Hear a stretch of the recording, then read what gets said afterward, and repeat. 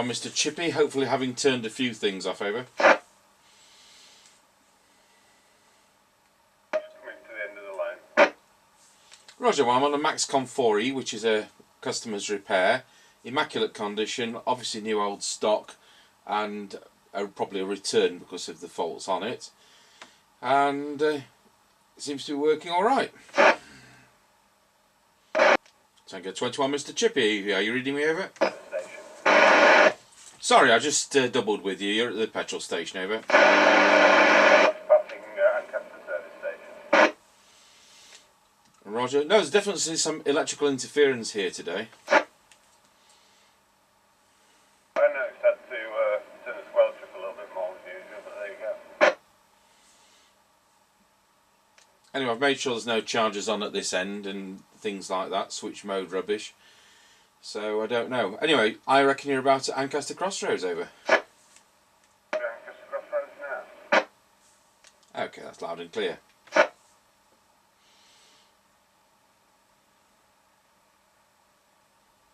Passing the quarry. Roger, got you at passing the quarry. So Mr. Chippie's now about 1.5 miles away, and he's heading for our usual route, the wrong side of a hill, and ending up 6.5 miles away in our worst direction for radio. This is done on purpose to put radios through the paces. Sensitivity on... Got you at the top of the hill. Sensitivity on this radio isn't as good as some older sets. It's 0.4 microvolts, 0.5, somewhere around there. Some sets do 0.3.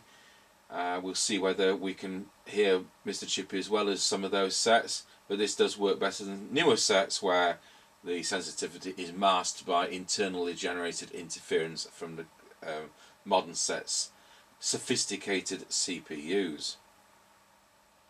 These radios always did suffer from desensing.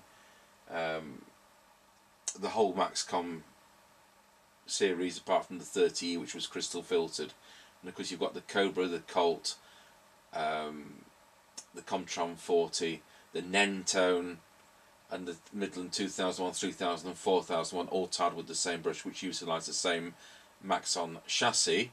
Wilford and just going around Scratchy Corner.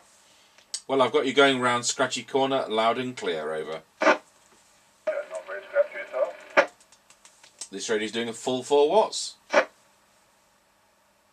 over Wilford level crossing now. Got you going over Wilsford level crossing, loud and clear.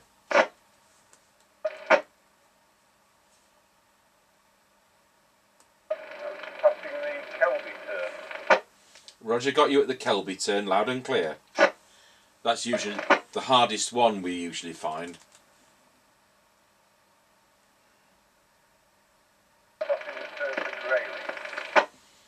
Roger, turning the receiving you at Greyleys, over.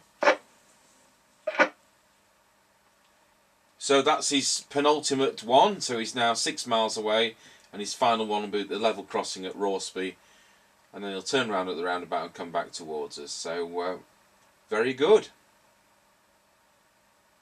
As I've said before, they're not the best received performers, but they do work well and they're reliable and competent.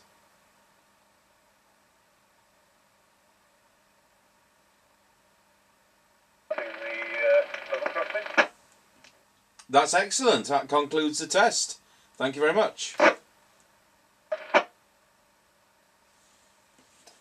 Right, I'll just do a cutaway. I'll just take the camcorder into the room where we have the Harrier base station, and I'll just talk from this to that, and you'll see what this sounds like.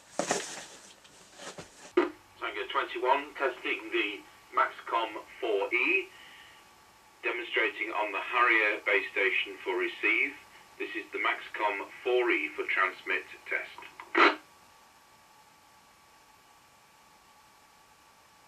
There you have it, that's the Maxcom 4E demonstrated through to the Harrier CBHQ here. So that's another one we've got back going with 3 faults, and thank you for watching.